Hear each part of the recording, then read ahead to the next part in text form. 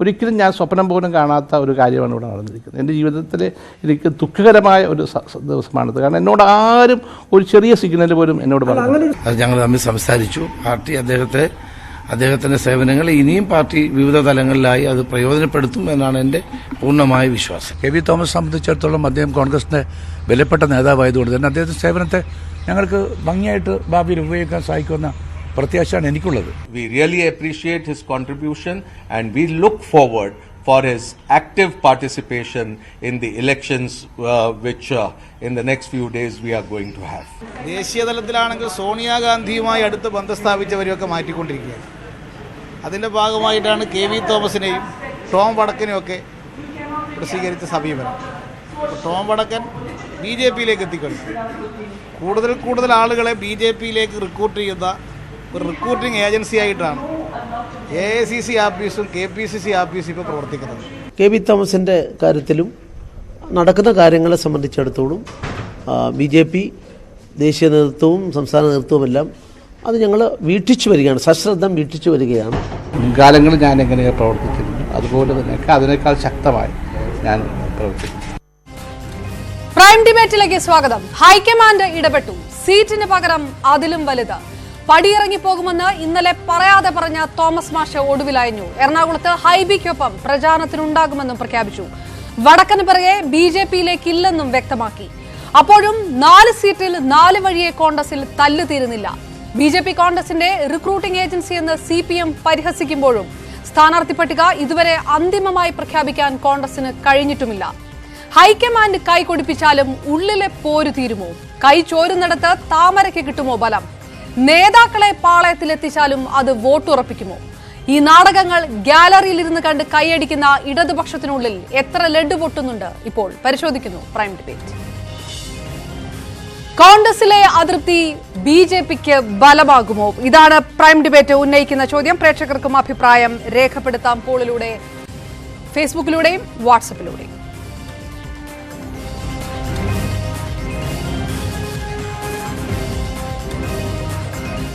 Prime ഡിബേറ്റിൽ ചേരുന്നു BJP നേതാവ് Shri VV Rajesh സ്റ്റുഡിയോയിൽ നിന്ന്, ദേശാഭിമാനി റെസിഡന്റ് എഡിറ്റർ ഇടത് രാഷ്ട്രീയ നിരീക്ഷകൻ ശ്രീ PM മനോജും തിരുവനന്തപുരത്ത് നിന്ന്, ഒപ്പം കോൺഗ്രസ് നേതാവ് ഡൊമിനിക് പ്രസന്റേഷൻ ചേരുന്നു. രാഷ്ട്രീയ നിരീക്ഷകൻ ജേക്കബ് ജോർജ് ടെലിഫോൺ ലൈനിലും ചേരുന്നു. വളരെ പെട്ടെന്ന് അതിഥികളിലേക്കും ചർച്ചയിലേക്കും വരാം. കൈ ചോരുന്നിടത്ത് മുളയ്ക്കുമോ താമര? പ്രൈം ഡിബേറ്റ് ചർച്ചയിലേക്ക് കടക്കുന്നു. അതിഥികളിലേക്കും ആദ്യം തന്നെ Deshabhimani resident editor Shri PM Manoj, K V Thomas മാഷ് പോലെ പ്രാധാന്യമുള്ള ഒരു കോൺഗ്രസ് നേതാവ് ഇടഞ്ഞു നിന്ന തോമസ് മാഷ് 24 മണിക്കൂറിനുള്ളിൽ ആ പ്രശ്നം പരിഹരിച്ച് ആ പ്രശ്നം പരിപൂർണമായി അവസാനിപ്പിക്കാൻ കഴിഞ്ഞിരിക്കുന്നു എന്ന് കോൺഗ്രസ് നേതൃത്വം അവകാശപ്പെടുന്നു.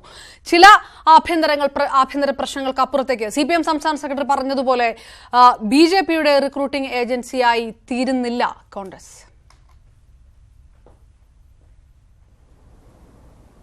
അവർ പരിഹരിച്ചു എന്ന് പറയുന്നതിലല്ല പ്രശ്നം, അവർ പരിഹരിക്കുന്നതിലുമല്ല, മറിച്ച് 6 തവണ പാർലമെൻറ്റിലേക്ക് എറണാകുളത്ത് മത്സരിച്ച് 1 തവണയെ തോറ്റിട്ടുള്ളൂ കെ വി തോമസ് മാഷ്. 84 മുതൽ 2 തവണ നിയമസഭയിലും ബാക്കി എല്ലാ തവണയും പാർലമെൻറ്റിലുമായിട്ട് സ്ഥാനാർത്ഥിയാണ്. അങ്ങനെ ഒരു സീനിയർ നേതാവ്. അദ്ദേഹം എഴുതിയൊരു പുസ്തകത്തിൻ്റെ പേര് സോണിയ പ്രിയങ്കരി എന്നാണ്. അതായത് സോണിയയുമായിട്ട് അത്രയും പ്രിയങ്കരമായ ബന്ധമുള്ള, സോണിയ AICCയുടെ അധ്യക്ഷയായിരുന്നു. അങ്ങനെയുള്ള ഹൈക്കമാൻഡുമായി ഏറ്റവും അടുത്ത് നിൽക്കുന്ന, ഏറ്റവും ബന്ധമുള്ള കോൺഗ്രസിൻ്റെ ഏറ്റവും മുതിർന്ന നേതാക്കളിൽ ഒരാളായ ശ്രീ കെ വി തോമസ് അദ്ദേഹത്തിൻ്റെ സീറ്റ് നിഷേധിക്കുന്നു. സീറ്റ് നിഷേധിച്ച് അദ്ദേഹം സ്വാഭാവികമായും പ്രതിഷേധം പ്രകടിപ്പിക്കുന്നു. അങ്ങനെ പ്രതിഷേധം പ്രകടിപ്പിക്കുമ്പോൾ അദ്ദേഹത്തോട് മാധ്യമപ്രവർത്തകർ ചോദിക്കുകയാണ്, അങ്ങ് BJPയിൽ പോകുമോ എന്ന്. പറയാനാവില്ല എന്നാണ് ഉത്തരം. BJPയിൽ പോകുമോ എന്ന ചോദ്യത്തിന് കോൺഗ്രസിൻ്റെ ഏറ്റവും സമുന്നത നേതാവായ കെ വി തോമസിൻ്റെ ഉത്തരം എനിക്ക് പറയാനാവില്ല എന്നാണ്. അവിടെയാണ് വിഷയം. ഇപ്പോൾ ഈ ചർച്ചയുടെ തന്നെ ഒരു പ്രധാനപ്പെട്ട ചോദ്യം കോൺഗ്രസിൻ്റെ കുളത്തിൽ താമര വിരിയോന്നാണല്ലോ. യഥാർത്ഥത്തിൽ കേരള നിയമസഭയിലെ 140 അംഗങ്ങളിൽ ഒരാൾ BJPയാണ്. എങ്ങനെയാണ് ഉണ്ടായത് ആ BJPക്കാരൻ? ഇവിടെ തിരുവനന്തപുരം ജില്ലയിലെ നിയമമണ്ഡലത്തിൽ നിന്നാണ്. എങ്ങനെയാണ് ജയിച്ചത്? കോൺഗ്രസിൻ്റെ വോട്ട് കിട്ടിയിട്ടാണ്. ഇന്നിപ്പോൾ ഒരു വാർത്ത വന്നു, ഇന്നലെ വേറൊരു വാർത്ത വന്നു, ടോം വടക്കൻ പോയി എന്ന്. ഇന്ന് ഡൽഹിയിൽ നിന്ന് വരുന്ന വാർത്ത KS രാധാകൃഷ്ണൻ പോയി എന്നാണ്. ഈ KS രാധാകൃഷ്ണൻ ആരാണ്? KS രാധാകൃഷ്ണൻ CPM അല്ല, മറ്റേതെങ്കിലും കക്ഷിയല്ല, കോൺഗ്രസ് ആണ്. കോൺഗ്രസിൻ്റെ ഏറ്റവും പ്രധാനപ്പെട്ട നേതാവാണ്, പ്രവർത്തകനാണ്, അനുഭാവിയാണ് എന്ന് കോൺഗ്രസ് കണ്ടതുകൊണ്ടാണ് കോൺഗ്രസിൻ്റെ ഭരണകാലത്ത് PSC ചെയർമാനായി കെ എസ് രാധാകൃഷ്ണൻ നിശ്ചയിച്ചത്. ആ കെ എസ് രാധാകൃഷ്ണൻ പോകുന്നു. അപ്പോൾ ഈ റിക്രൂട്ടിംഗ് ഏജൻസിയോ അല്ലെങ്കിൽ ലോഞ്ചിങ് പാഡോ ആണ് കോൺഗ്രസ് എന്ന് ആരെങ്കിലും പറഞ്ഞാൽ അതിനെ എതിർക്കാനോ നിഷേധിക്കാനോ പറ്റാത്ത അവസ്ഥ ഇന്ന് നിലനിൽക്കുന്നു. കഴിഞ്ഞ 5 കൊല്ലം കൊണ്ട് 100 കോൺഗ്രസ് MLA പോയത്. എത്ര മുഖ്യമന്ത്രിമാർ നമുക്കറിയാലോ. ജഗദംബിക പാൽ, അതുപോലെ SM കൃഷ്ണ, അങ്ങനെ ND തിവാരി, ഇങ്ങനെ മുഖ്യമന്ത്രിമാരുടെ ഒരു നിര തന്നെ പോയി. കോൺഗ്രസിൻ്റെ ഏറ്റവും ഉന്നതരായ നേതാക്കളെയാണല്ലോ മുഖ്യമന്ത്രിമാരാക്കുക. ഇവിടെ കേരളത്തിൽ തന്നെ BJPയിൽ പോയാൽ കുഴപ്പമില്ല, എന്താണ് കുഴപ്പമെന്ന് ചോദിച്ച കെ സുധാകരൻ ഇവിടെ ഇപ്പോൾ സ്ഥാനാർത്ഥിയാണല്ലോ. അദ്ദേഹം സ്ഥാനാർത്ഥി ആയിരുന്നില്ലെങ്കിൽ എന്തായിരുന്നു പറയുക എന്ന് നമ്മളൊന്ന് ചിന്തിച്ച് നോക്കുക. അതുപോലെ BJPയോട് അടുത്ത് നിൽക്കുന്ന BJP നയങ്ങളോട്, ഈ BJP നയങ്ങളോട് കോൺഗ്രസിൻ്റെ പല ആളുകൾക്കും ഒരു എതിർപ്പും ഇല്ല എന്നുള്ളതാണ് വസ്തുത. അങ്ങനെ എതിർപ്പില്ലാതെ വരുമ്പോൾ, രാഷ്ട്രീയമായിട്ട് BJPയെ എതിർക്കാതെ വരുമ്പോൾ, BJP രാമനെക്കുറിച്ച് പറയുമ്പോൾ ഞങ്ങളിതാ ശിവഭക്തരാണ് അല്ലെങ്കിൽ ശിവൻ്റെ ആളാണ് ഞാൻ എന്ന് രാഹുൽ ഗാന്ധി തന്നെ സ്വയം പ്രഖ്യാപിക്കുമ്പോൾ ഉണ്ടാവുന്ന അപകടം. കാരണം മതനിരപേക്ഷതയാണല്ലോ രാജ്യത്തിൻ്റെ അടിത്തറകളിൽ ഒന്ന്. ആ മതനിരപേക്ഷ അടിത്തറ സ്ഥാപിച്ച അല്ലെങ്കിൽ അതിനെ ശക്തിപ്പെടുത്തിയ ഏറ്റവും പ്രധാനപ്പെട്ട ആളുകളിൽ ഒരാൾ ജവഹർലാൽ നെഹ്റുവാണ്. ആ ജവഹർലാൽ നെഹ്റുവിൻ്റെയും മഹാത്മാഗാന്ധിയുടെയും പാരമ്പര്യം അത് കോൺഗ്രസ് കളഞ്ഞു കുളിക്കുന്നു. എന്നിട്ട് പകരം മതത്തെ പ്രതിഷ്ഠിക്കുന്നു. അങ്ങനെ BJPയുടെ B ടീമായി കോൺഗ്രസ് മാറുന്നതിൻ്റെ ദുരന്തമാണ് ഇന്ന് രാജ്യവും ആ പാർട്ടി അനുഭവിക്കുന്നത്. അതുകൊണ്ടാണ് സീറ്റ് നിഷേധിക്കുമ്പോഴേക്ക് ഞാൻ BJPയിൽ ചാടും എന്ന് കോൺഗ്രസ് നേതാവിന് പറയാൻ തോന്നുന്നത്. ഇപ്പോൾ വടക്കൻ എത്രമാത്രം വെടക്കനാണെന്ന് ഇപ്പോൾ കോൺഗ്രസ്സുകാർ പറയുന്നുണ്ട്. യഥാർത്ഥത്തിൽ ഈ വടക്കൻ, ടോം വടക്കൻ എന്ന് പറയുന്ന ആൾ നമുക്ക് കേരളത്തിൽ അധികം ആൾക്കൊന്നും നേരിട്ട് പരിചയമില്ല, TV കണ്ട പരിചയമുള്ളൂ. പക്ഷേ അദ്ദേഹം കോൺഗ്രസിൻ്റെ AICCയുടെ സെക്രട്ടറി ആയിരുന്നു, കോൺഗ്രസിൻ്റെ ഔദ്യോഗിക വക്താവായിരുന്നു. ആ ഔദ്യോഗിക വക്താവ് പെട്ടെന്ന് ഒരു ദിവസം ഇന്നലെ പറഞ്ഞത് മുഴുവൻ വിഴുങ്ങിക്കൊണ്ട് മറുകണ്ഠം ചാടി പറയുകയാണ്, വക്താവ് എന്ന നിലയിൽ പാർട്ടി ഓഫീസിൽ നിന്ന് എഴുതി കിട്ടിയ കാര്യങ്ങൾ മാത്രമാണ് ഞാൻ ഇതുവരെ പറഞ്ഞത്. ഒരു പുൽവാമ ആക്രമണ കേസിൽ കോൺഗ്രസ് എടുത്ത നിലപാട് അത് ശരിയല്ല, അതുകൊണ്ടാണ് ഞാൻ BJPയിലേക്ക് പോകുന്നത്. എന്തായതിനർത്ഥം? പുൽവാമ ഭീകരാക്രമണം നടന്നു. ആ ആക്രമണം നടന്നപ്പോൾ രാജ്യത്തിന് വേണ്ടി, ജനങ്ങൾക്ക് വേണ്ടി ഏറ്റവും ശക്തമായി ഏറ്റവും മുന്നിൽ നിന്ന് പറഞ്ഞ ആളുകൾ ഒരാൾ രാഹുൽ ഗാന്ധിയാണ്. കോൺഗ്രസ് സ്വാഗതം ചെയ്തു അതിനെതിരായിട്ടുള്ള നടപടികളെ. എന്നിട്ട് അപ്പോൾ എന്താണ് ഇപ്പം വടക്കൻ ഉന്നയിക്കുന്ന ആരോപണം? വടക്കൻ കോൺഗ്രസ് രാജ്യസ്നേഹമില്ലാത്ത കക്ഷിയാണ്.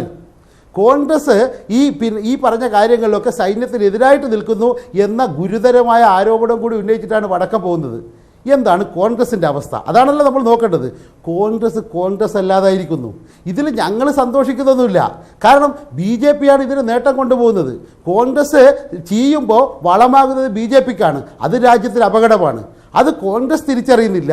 കോൺഗ്രസിലെ അധികാര ദുർമോഹികളായ നേതാക്കൾ തിരിച്ചറിയുന്നില്ല. അതാണ് ഇന്ന് നാട് നേരിടുന്ന ഏറ്റവും വലിയ പ്രശ്നം. ഇടതുപക്ഷം സന്തോഷിക്കുന്നില്ല എന്ന് പറഞ്ഞാലും ഗാലറിയിൽ നിന്ന് കളി കാണുന്നതിന്റെ ഒരു സന്തോഷം ഇല്ലാതില്ല. പ്രത്യേകിച്ച് തെരഞ്ഞെടുപ്പ് പ്രചാരണം ആദ്യഘട്ടം ഏതാണ്ട് പൂർണ്ണമായ ഏക പാർട്ടി എന്നുള്ള രീതിയിൽ. പക്ഷേ ശ്രീ VV രാജേഷോ അല്ലെങ്കിൽ ശ്രീ ഡൊമിനിക് പ്രസന്റേഷനോ പറയാൻ പോകുന്ന പേരുകൾ ഗഗൻ മർമുവിന്റേതായിരിക്കും. ബംഗാളിലെ CPMകാർ മർമുവിനെ ഓർക്കുന്നത് കോൺഗ്രസുകാർ ഇപ്പോൾ വടക്കനെ ഓർക്കുന്നത് പോലെ ആയിരിക്കില്ലേ? അല്ലല്ല, ശരിയാണ്. അങ്ങനെ ഒരാൾ CPIM നിന്ന് പോയിട്ടുണ്ട് എന്ന വസ്തുതയൊന്നും നിഷേധിക്കാൻ കഴിയില്ല. പക്ഷേ ബംഗാളിലെ CPIM നേരിട്ട തിരിച്ചടിയും അതുപോലെ CPIM നേരിടുന്ന ആക്രമണങ്ങളും നമുക്കറിയാലോ. അതിനിടയിൽ ഒരാൾ പോയി ആ ഒറ്റപ്പെട്ട സംഭവം കൊണ്ട് CPIM അളക്കേണ്ടതില്ല. ഞാൻ പറഞ്ഞത് 5 വർഷം കൊണ്ട് 100 MLA പോകുന്നു. ഇപ്പോൾ UPയിലെ കാര്യം, ഗോവയിലെ കാര്യം എടുക്കുക. 47 അംഗ നിയമസഭയിൽ 17 പേര് ആരായിരുന്നു? കോൺഗ്രസ് ആയിരുന്നു. ഏറ്റവും വലിയ ഒറ്റക്കക്ഷി. എന്താണിപ്പോൾ അവസ്ഥ? കോൺഗ്രസിൽ ഉണ്ടായിരുന്ന കാമത്തിനെ പോലും തിരിച്ചു പിടിച്ച് മുഖ്യമന്ത്രിയാക്കാൻ BJP ശ്രമിക്കുന്നു എന്നാണ് ഇന്ന് വന്ന വാർത്ത. ത്രിപുരയിൽ 40% വോട്ടുള്ള പാർട്ടിയായിരുന്നില്ലേ കോൺഗ്രസ് 2013 തെരഞ്ഞെടുപ്പിൽ? ഇപ്പോഴെത്രയാണ് വോട്ട്? 2%. എവിടെ പോയി? BJP കൊണ്ടുപോയി. ഇങ്ങനെ ലാൻഡ് സ്ലൈഡാണ്, കുത്തി ഒഴുക്കാണ് നടക്കുന്നത്. ഇതിനിടയിൽ ഒരാൾ പശ്ചിമ ബംഗാളിൽ നിന്ന് പോയി എന്ന് പറയുമ്പോൾ അതിനെ പർവ്വതീകരിക്കേണ്ടവർക്ക് പർവ്വതീകരിക്കാം, ഞങ്ങളെ കുറ്റപ്പെടുത്തേണ്ടവർക്ക് കുറ്റപ്പെടുത്തുകയും ചെയ്യാം. പക്ഷേ അതല്ല വസ്തുത. ആ വസ്തുത ഞങ്ങൾ തിരിച്ചു പിടിക്കുന്നുണ്ട്. ഞങ്ങൾ അതുപോലെ കേരളത്തിൽ ഇപ്പോൾ നോക്കുക, CPM എന്നൊരാളും BJP പോയില്ലല്ലോ, ഒരു വടക്കനും പോയില്ല, ഒരു രാധാകൃഷ്ണനും പോയില്ല. പക്ഷേ BJP CPIMലേക്ക് വന്നിട്ടുണ്ട്. OK വാസു മാഷ് മലബാർ ദേവസ്വം ബോർഡ് ചെയർമാനാണിപ്പോൾ. അതുപോലെ അശോകൻ കൂത്തുപറമ്പ് ബ്ലോക്ക് പഞ്ചായത്ത് പ്രസിഡന്റാണ്. കഴിഞ്ഞ ദിവസം മുന്നോക്ക വികസന കോർപ്പറേഷൻ ഡയറക്ടറായി തിരഞ്ഞെടുക്കപ്പെട്ട AG ഉണ്ണികൃഷ്ണൻ BJPയുടെ സംസ്ഥാന സെക്രട്ടറി ആയിരുന്നു. ഞങ്ങൾ ഈ ഹിന്ദുത്വവാദത്തിലകപ്പെട്ട അല്ലെങ്കിൽ തെറ്റായ രാഷ്ട്രീയത്തിലകപ്പെട്ട BJPക്കാരെ പോലും തിരിച്ചു പിടിക്കുന്നുണ്ട്, അവരെ നേർവഴിക്ക് കൊണ്ടുവരുന്നുണ്ട്, അവരെ പുരോഗമന പക്ഷത്തെ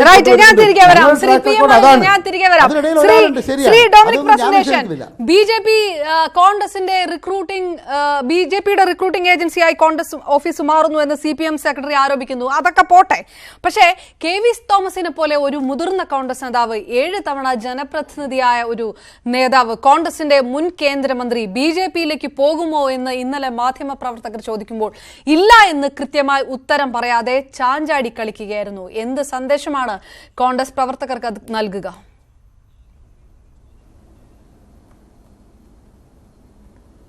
ഇന്ന് അദ്ദേഹം പറഞ്ഞല്ലോ, അദ്ദേഹം സന്ദേശം പറഞ്ഞില്ല, അദ്ദേഹം നിങ്ങൾ തന്നെ കൊടുത്തില്ല. അത് ഞാൻ കോൺഗ്രസ് തന്നെയാണ്, ഞാൻ ഹൈബിക്ക് വേണ്ടി ഇറങ്ങും എന്ന് മാത്രമല്ല കേരളത്തിൽ UDFന് വേണ്ടി എല്ലാ സ്ഥലങ്ങളിലും അദ്ദേഹം പ്രചരണത്തിന് പോകുമെന്നും പറഞ്ഞു. അതിലേക്കുള്ള എന്താ വേണ്ടത്? നിങ്ങൾക്ക് വേണ്ടത് ഈ കിട്ടുന്ന അവസരം ഉപയോഗിച്ച് കോൺഗ്രസിനെ ക്ഷീണിപ്പിക്കുക. പിന്നെ മനോജിനൊരു കാര്യം ഞാൻ പറയാം, ഞങ്ങൾ കേരളത്തിൽ ശക്തമാണ്, ആരൊക്കെ ഇട്ടിട്ട് പോയാലും ശരി ഞങ്ങൾ കേരളത്തിൽ നിലനിൽക്കും, ഞങ്ങൾ ജയിക്കുകയും ചെയ്യും, ജനം ഞങ്ങളുടെ കൂടെ ഉണ്ട്. പിന്നെ ഈ വലിയ BJP വിരുദ്ധത പറയുന്ന മനോജൊന്നും മറക്കരുത്. നിങ്ങൾ എത്ര പ്രാവശ്യം BJP ആയിട്ട് കൂടിയിട്ടുള്ളത്? ഉടനെ പറയും കോൺഗ്രസ് തോപ്പിക്കണമെന്ന് പറയും. അടിയന്തരാവസ്ഥ പോട്ടെ, അന്ന് EMS മുദ്രാവാക്യം അറബിക്കട അടിയന്തരാവസ്ഥ കൊണ്ട് അവരുമായിട്ട് കൂടി, അത് അതിനായിക്കണം. അതിനുശേഷം നിങ്ങൾ ഒരുമിച്ചല്ലേ VP-സിക്കിൻ്റെ ഗവൺമെൻറ്റിനെ പിന്താങ്ങിയത്, ഓർക്കുന്നില്ലേ? അന്ന് എല്ലാ വെള്ളിയാഴ്ചയും കൂടുമല്ലോ, ജ്യോതി ബസ് ഉൾപ്പെടെ കൂടിയിട്ടില്ലേ? അപ്പോൾ നിങ്ങളിപ്പോൾ ഈ BJP വിരുദ്ധം പറയുന്ന കേരളത്തിൽ നിങ്ങൾ വേറെ എങ്ങുമില്ല, വേറെ എല്ലായിടത്തും നിങ്ങൾ അടിയൊഴുക്കുക എല്ലാം പോയി. കേരളത്തിൽ ന്യൂനപക്ഷ വോട്ട് കിട്ടുന്നതിന് വേണ്ടി എന്നുള്ള അടവാണ്. ഞാനിപ്പോഴും 990 ജില്ലാ കൗൺസിൽ ഇലക്ഷൻ വന്നു. അന്ന് എന്താ EMSന്റെ മുദ്രാവാക്യം? ഞങ്ങൾ സാദാ ഹുസൈൻ്റെ കൂടെ കോൺഗ്രസിന് കൂടെയാണ്. അന്ന് ഭരിക്കുന്നത് VP സിംഗാണ്. എന്നിട്ട് കോൺഗ്രസ് പ്രതിപക്ഷത്താണ് കേരളത്തിൽ, അവിടെയും ഇവിടെ നായനാർ.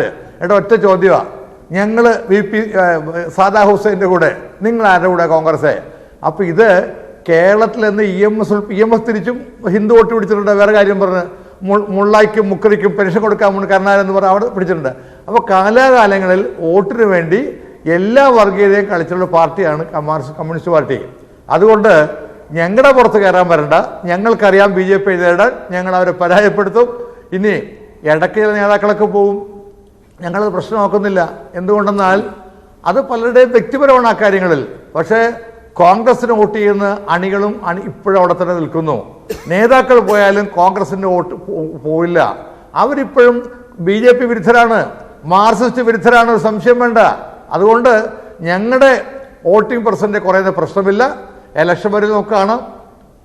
ശ്രീ ഡൊമിനിക് പ്രസന്നേഷൻ, 24 മണിക്കൂറിന് ശേഷമാണ് KV തോമസ് പറയുന്നത് ഞാൻ BJPയിലേക്ക് ഇല്ല എന്നുള്ളത്. അതിനുള്ളിൽ BJPയുടെ സംസ്ഥാന അധ്യക്ഷൻ ഒരുപക്ഷെ ചർച്ചയ്ക്കുള്ള സാധ്യതയുണ്ട് എന്നടക്കമുള്ള പ്രസ്താവനകൾ പോലും നടത്തി കഴിഞ്ഞിരുന്നു. അണികൾ എന്ത് തീരുമാനിക്കുന്നു, ആർക്ക് വോട്ട് ചെയ്യുന്നു എന്നുള്ളതൊക്കെ കണ്ടറിയാനിരിക്കുന്നു. പക്ഷേ ആ രീതിയിലുള്ള ഒരു പ്രതികരണം കോൺഗ്രസിലെ ഏറ്റവും മുതിർന്ന ഒരു നേതാവിന്റെ ഭാഗത്തു നിന്നാണ് ഉണ്ടാകുന്നത്. അത് ടോം വടക്കനല്ല, KV തോമസ് മാഷ്.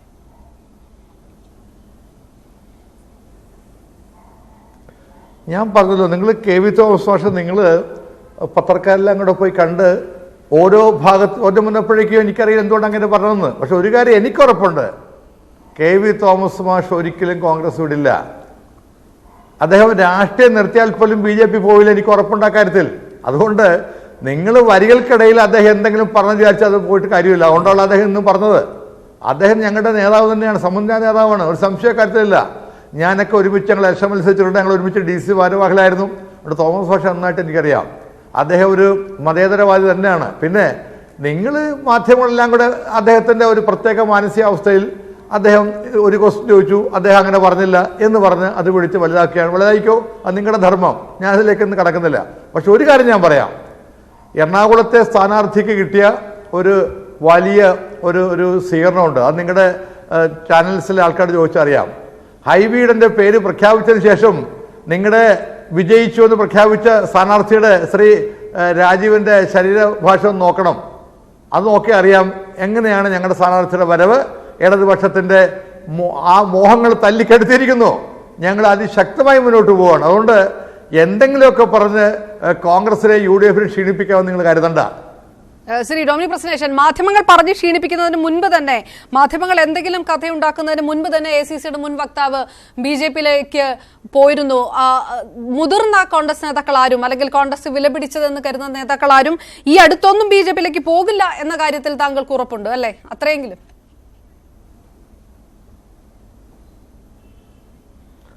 വടക്കൻ പറഞ്ഞ കാര്യം എന്താ? വടക്കൻ പറഞ്ഞത് അദ്ദേഹം പുൽവാമ ആക്രമണത്തിൽ നിലപാടാണ്. രാജ്യസുരക്ഷയ്ക്ക് പോയില്ലേ? രാജ്യസുരക്ഷയ്ക്ക് അദ്ദേഹം പോകേണ്ടത് പട്ടാളത്തിലാണ്, BJP-യിലേക്കല്ല. അതാ എൻ്റെ മറുപടി. അദ്ദേഹത്തെ രാജ്യസുരക്ഷയാണെങ്കിൽ BJP വിട്ടുള്ള കാര്യമുണ്ടോ? അദ്ദേഹം പോകുന്നത് പട്ടാളത്തിൽ ചേരട്ടെ, BSF ചേരട്ടെ വടക്കൻ, അതല്ലേ വേണ്ടത്. ശ്രീ ഡൊമിനിക് പ്രസന്നേഷൻ, ഞാൻ തിരികെ വരാം. വി രാജേഷ്, കോൺഗ്രസ് കൃത്യമായി പ്രതിരോധിക്കുകയാണ്. ഉണ്ടായതെല്ലാം ആഭ്യന്തര പ്രശ്നങ്ങളാണ്, അതിതാ ഞങ്ങൾ പരിഹരിച്ചിരിക്കുന്നു, വേണമെങ്കിൽ നോക്കിക്കോളൂ, ഇടത് സ്ഥാനാർത്ഥിയുടെ ശരീരഭാഷ നോക്കൂ, UDF സ്ഥാനാർത്ഥി വിജയിക്കും എന്നുള്ളതിന്റെ ആശങ്ക മാത്രമാണ് മുഖത്ത് എന്നെല്ലാം ശ്രീ ഡൊമിനിക് പ്രസന്നേഷൻ പറയുന്ന ഒരു വശത്ത്, അതിന് മറുപടി ഇടത് നിരീക്ഷകൻ കൂടിയായ ശ്രീ PM മനോജ് പറയട്ടെ. പക്ഷേ BJP-യെ സംബന്ധിച്ചിടത്തോളം BJP-യുടെ സ്വപ്നം കാണൽ മലർപ്പൊടിക്കാരന്റെ സ്വപ്നം കാണുന്നത് പോലെ ആയില്ലേ? വോട്ടുറപ്പിക്കാൻ പറ്റുന്ന നേതാക്കൾ ആരും തൽക്കാലം കോൺഗ്രസിൽ നിന്ന് BJP പാളയത്തിലേക്ക് വരാനില്ല. അപർണ, കോൺഗ്രസിലോ മറ്റേതെങ്കിലും പാർട്ടിയുടെയോ ഉണ്ടാകുന്ന ഇന്റേണൽ പ്രശ്നങ്ങൾ കണ്ടിട്ടല്ല BJP തെരഞ്ഞെടുപ്പിൽ മത്സരിക്കുന്നത്. ഞങ്ങൾക്ക് വിജയിക്കുമെന്നുള്ള ആത്മവിശ്വാസമുള്ളത് കഴിഞ്ഞ 5 വർഷത്തെ മോദിജി ഗവൺമെൻറ്റിൻ്റെ ഭരണ നേട്ടങ്ങൾ, അവസാന ബഡ്ജറ്റ്, അതുപോലെ തന്നെ അവസാനമായി ജനങ്ങളുടെ കയ്യിലെത്തിയ ജനോപകാരപ്രദമായ പദ്ധതികൾ ഉൾപ്പെടെ ജനങ്ങളുടെ ഇടയിൽ ചർച്ച ചെയ്യും, രാജ്യസുരക്ഷയുടെ കാര്യം ഉൾപ്പെടെ ചർച്ച ചെയ്യും. ആ ഒരു ഭരണ നേട്ടത്തിലാണ്, ആ ഒരു നിശ്ചയദാർഢ്യത്തിലാണ് ഞങ്ങൾക്ക് വിശ്വാസമുള്ളത്. BJP ഗവൺമെൻറ് വീണ്ടും ജനങ്ങൾ അധികാരത്തിലേറ്റുമെന്നുള്ള വിശ്വാസമുള്ളത്. പിന്നെ ഒരു തെരഞ്ഞെടുപ്പ് നടക്കുമ്പോഴേക്കും സ്വാഭാവികമായിട്ടും ഒരു വിശാലമായ ജനാധിപത്യ രാജ്യത്ത് ഇത്തരത്തിലുള്ള കാര്യങ്ങൾ സംഭവിക്കാറുണ്ട്. ഞങ്ങൾക്ക് ഏറ്റവും സന്തോഷകരമായ ഒരു വസ്തുതയുള്ളത്, ഇന്ത്യൻ നാഷണൽ കോൺഗ്രസ് പോലുള്ള ഒരു പാർട്ടിയിൽ നിന്നും ഇപ്പോൾ ശ്രീ ഡൊമിനിക് പ്രസന്നേഷൻ അവർ പറഞ്ഞു രാജ്യസുരക്ഷയ്ക്കാണെങ്കിൽ ടോം വടക്കൻ പട്ടാളത്തിൽ ചേരണമെന്ന്. പൊതുപ്രവർത്തകരായ നമ്മളൊക്കെ തന്നെ രാജ്യസുരക്ഷ ആഗ്രഹിക്കുമ്പോഴേക്കും പോയി പട്ടാളത്തിൽ ചേരാൻ സാധിക്കുകയില്ല. രാഷ്ട്രീയ നിലപാടുകൾ സ്വീകരിച്ചുകൊണ്ട് ജനാധിപത്യ സംവിധാനത്തിൽ നിന്നുകൊണ്ട് അതിനെ ശക്തിപ്പെടുത്തി രാഷ്ട്രസുരക്ഷ വർദ്ധിപ്പിക്കുകയാണ് നമ്മളൊക്കെ സ്വാഭാവികമായിട്ട് ചെയ്യുന്നത്. ടോം വടക്കൻ പറഞ്ഞത് രാജ്യസുരക്ഷയുടെ കാര്യത്തിൽ ഇന്ത്യൻ ആർമിയെ സംശയിക്കുന്ന നിലപാട് ഇന്ത്യൻ നാഷണൽ കോൺഗ്രസ് സ്വീകരിച്ചു. ആ നിലപാടിൽ എനിക്ക് വ്യത്യസ്ത അഭിപ്രായമുണ്ട് എന്ന് പറഞ്ഞുകൊണ്ടാണ് അദ്ദേഹം BJP-യിൽ ചേർന്നത്. ഇങ്ങനെയുള്ള വ്യത്യസ്ത നിലപാടുകൾ സ്വീകരിക്കുന്നവരൊക്കെ തന്നെ ഒരു പോസിറ്റീവായിട്ട് ചിന്തിക്കുന്ന, ആ രീതിയിൽ പ്രവർത്തനം കാഴ്ചവെക്കുന്ന BJP-യിലാണ് ചേരാൻ തിരഞ്ഞെടുക്കുന്നത് എന്നുള്ളത് ഞങ്ങൾക്ക് അഭിമാനം നൽകുന്ന കാര്യമാണ്. ഇപ്പോൾ സ്ഥിരീകരിക്കാത്തതാണെങ്കിൽ പല വാർത്തകളും വരുന്നു. സുമലത കർണാടകത്തിൽ നിന്നുള്ള വാർത്ത വരുന്നു, അതോടൊപ്പം തന്നെ ഗോവയിൽ നിന്നും ചില വാർത്തകൾ വരുന്നു. അപ്പോൾ ഇത്തരത്തിൽ പൊതുസമൂഹത്തിൽ സ്വാധീനമുള്ളവരൊക്കെ തന്നെ BJP-യിൽ ചേരാൻ തീരുമാനിക്കുന്നു, BJP-ക്ക് കരുത്തേകാൻ തീരുമാനിക്കുന്നു, BJP അവതരിപ്പിക്കുന്ന ധാരയോടൊപ്പം നിൽക്കാൻ തീരുമാനിക്കുന്നു എന്നുള്ളത് അല്ല, ടോട്ടലി ചോദിച്ചതുകൊണ്ടാണ് ഞാൻ അങ്ങനെ പറഞ്ഞത്. അത് ഞങ്ങൾക്ക് അഭിമാനം നൽകുന്ന, ആത്മവിശ്വാസം നൽകുന്ന സംഗതിയാണ്. ഇനി കേരളത്തിലെ കാര്യം പറഞ്ഞാൽ ഓരോ സംസ്ഥാനങ്ങൾക്കും നിലനിൽക്കുന്ന രാഷ്ട്രീയ സാഹചര്യമുണ്ട്. ഇപ്പം നമ്മുടെയൊക്കെ ഒരു പ്രശ്നം, ഈ ചർച്ചകളൊക്കെ തന്നെ നമ്മൾ ഒരു 3-4 നേതാക്കന്മാർ പ്രധാന ഘടകം തന്നെയാണ് ചുറ്റിപ്പറ്റി നിൽക്കുക. ഇപ്പോൾ ത്രിപുരയിൽ പരമ്പരാഗതമായി വർഷങ്ങളായി അരിവാൾ ചുറ്റിക നക്ഷത്രത്തിൽ വോട്ട് ചെയ്തുകൊണ്ടിരുന്ന സാധാരണ ജനങ്ങൾ, നമ്മൾ നേതാക്കന്മാർ വരുന്നതിനെക്കുറിച്ച് ചർച്ച ചെയ്യുമ്പോൾ സാധാരണ ജനങ്ങൾ വോട്ട് ചെയ്യുന്നതിനെക്കുറിച്ച്, സാധാരണ പ്രാദേശിക പ്രവർത്തകർ വരുന്നതിനെക്കുറിച്ച് നമ്മൾ ചർച്ച ചെയ്യുന്നില്ല, ചിന്തിക്കുന്നില്ല. ആയിരക്കണക്കിന് 10,000-കണക്കിന് പ്രാദേശികമായിട്ടുള്ള ചെറിയ ഒരു 5 വീട്ടിൽ, 10 വീട്ടിൽ, 25 വീട്ടിൽ, 50 വീട്ടിലൊക്കെ സ്വാധീനമുള്ള, പുറത്ത് വലുതായിട്ട് അറിയപ്പെടാത്ത നേതാക്കന്മാർ 10,000-കണക്കിന് പശ്ചിമ ബംഗാളിലും ത്രിപുരയിലും കേരളത്തിലുമൊക്കെ BJP-യിലേക്ക് അണിചേർന്നിരിക്കൊണ്ടിരിക്കുന്നു. ചെറിയൊരു ഉദാഹരണം, തിരുവനന്തപുരം കോർപ്പറേഷനിൽ 6 കൗൺസിലർമാർ കഴിഞ്ഞ തെരഞ്ഞെടുപ്പിൽ 35 കൗൺസിലർമാരായി എന്നുണ്ടെങ്കിൽ പരമ്പരാഗതമായിട്ട് BJP-ക്ക് വോട്ട് ചെയ്തുകൊണ്ടിരുന്നവരല്ല, മറിച്ച് വർഷങ്ങളായി കൈപ്പത്തിയിലും അരിവാൾ ചുറ്റിയ നക്ഷത്രം അടയാളത്തിൽ വോട്ട് ചെയ്തുകൊണ്ടിരുന്ന 1000-കണക്കിന് പേർ, 10,000-കണക്കിന് പേർ BJP-ക്ക് വോട്ട് ചെയ്യുന്നു.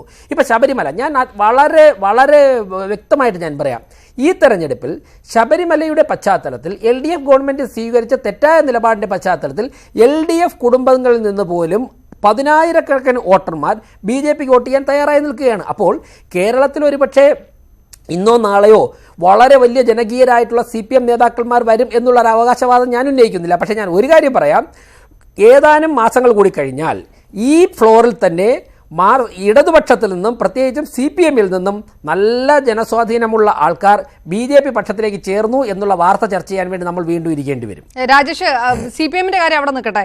ഇപ്പൊ കോൺഗ്രസിന്റെ സ്ഥാനാർത്ഥി പട്ടികയിൽ ആരൊക്കെയുണ്ട്, ആരൊക്കെ പുറത്തായി, ഇതൊക്കെ നോക്കിക്കണ്ട് ഇതുവരെ BJP-യുടെ സ്ഥാനാർത്ഥി പട്ടിക വന്നിട്ടില്ല. ഒരുപക്ഷെ കോൺഗ്രസിന്റെ സ്ഥാനാർത്ഥി പട്ടിക പരിപൂർണമായി വന്ന ശേഷമായിരിക്കുമോ BJP-യുടെ സ്ഥാനാർത്ഥി പട്ടിക? BJP-യുടെ സ്ഥാനാർത്ഥി പട്ടിക വൈകുന്നു എന്നുള്ള വാർത്തകളോട് യാതൊരു തരത്തിലും യോജിക്കാൻ സാധിക്കുകയില്ല. കാരണം പല സംസ്ഥാന ഇപ്പോൾ ആന്ധ്ര ഉൾപ്പെടെയുള്ള പല സംസ്ഥാനങ്ങളിലും സംസ്ഥാന തെരഞ്ഞെടുപ്പും കൂടി ഇതിനോടൊപ്പം നടക്കുകയാണ്. BJPക്ക് ഇപ്പോൾ ഏറ്റവും ചുരുങ്ങിയത് ഒരു 350 സീറ്റുകളിൽ BJP വിജയിക്കും എന്നുള്ള പ്രതീക്ഷ വെച്ചുകൊണ്ടാണ് പാർട്ടി മുന്നോട്ട് പോകുന്നത്, സ്ഥാനാർത്ഥികളെ പ്രഖ്യാപിക്കുന്നത്. അപ്പോൾ എല്ലാ കാര്യങ്ങളും കഴിഞ്ഞ തവണ കിട്ടിയ എല്ലാ സീറ്റുകളും നിലനിർത്തണം, അതോടൊപ്പം തന്നെ പുതിയ പല സീറ്റുകളും പിടിച്ചെടുക്കണം. നോർത്ത് ഈസ്റ്റ്, ഒറീസ, അതുപോലെ തന്നെ പശ്ചിമ ബംഗാളിലൊക്കെ തന്നെ വളരെ വലിയ മാറ്റത്തിന് തയ്യാറായി നിൽക്കുന്നു. കേരളം പോലുള്ള സംസ്ഥാനങ്ങളിൽ നിന്നും തമിഴ്നാട് പോലുള്ള സംസ്ഥാനങ്ങളിൽ നിന്നും കൂടുതൽ സീറ്റുകൾ പ്രതീക്ഷിക്കുന്നു. അപ്പോഴേക്കും ഓരോ സീറ്റും വളരെ വ്യക്തമായിട്ട് പാർലമെന്ററി ബോർഡ് ചർച്ച ചെയ്തതിന് ശേഷം മാത്രമേ അത് പ്രഖ്യാപിക്കാൻ സാധിക്കുകയുള്ളൂ.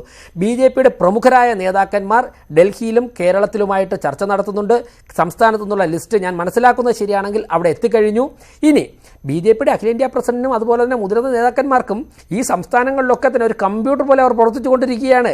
2-3 മണിക്കൂർ മാത്രം വിശ്രമിച്ചുകൊണ്ട്. അതിൻ്റെ ഉചിതമായ സമയത്ത് താമസിച്ചു എന്നുള്ള ഒരു അഭിപ്രായം എനിക്കില്ല.